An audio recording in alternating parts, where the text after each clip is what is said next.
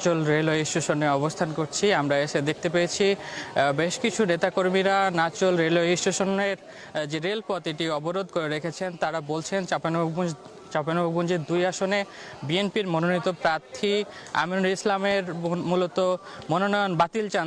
তারা বলছেন যে এখানে এর আগে আমিনুল ইসলাম মূলত সংসদ সদস্য নির্বাচিত হয়েছিলেন, তখন মূলত এখানকার তৃণমূলের যে নেতাকর্মী তাদের পাশে দাঁড়াননি। এমনকি তিনি মূলত এই চাঁপাইনবাবগঞ্জের যে গমস্তাপুর নাচল ভোলাহাট আসনটি রয়েছে এই আসনে বসবাস করেন না, তিনি মূলত ঢাকায় বসবাস করেন।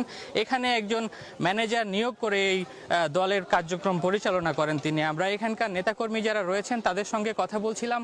তারা বলছেন এখানে মূলত আমিনুল ইসলামের দেখা পান না তারা, স্থানীয় তৃণমূল নেতাকর্মীদের সঙ্গে কোনো যোগাযোগ নেই তার, এবং এখন পর্যন্ত যে মনোনয়ন চূড়ান্ত করা হয়েছে মনোনয়ন চূড়ান্ত হওয়ার পরে এখানকার নেতাকর্মীদের সঙ্গে তার কোনো যোগাযোগ নেই।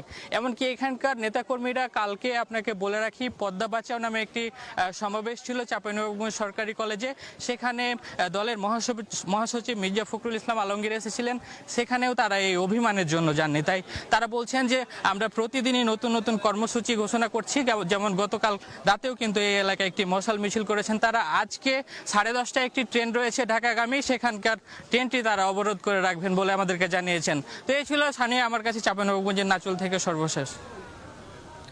চাঁপাইনবাবগঞ্জ থেকে যুক্ত ছিলেন সোহান মাহমুদ।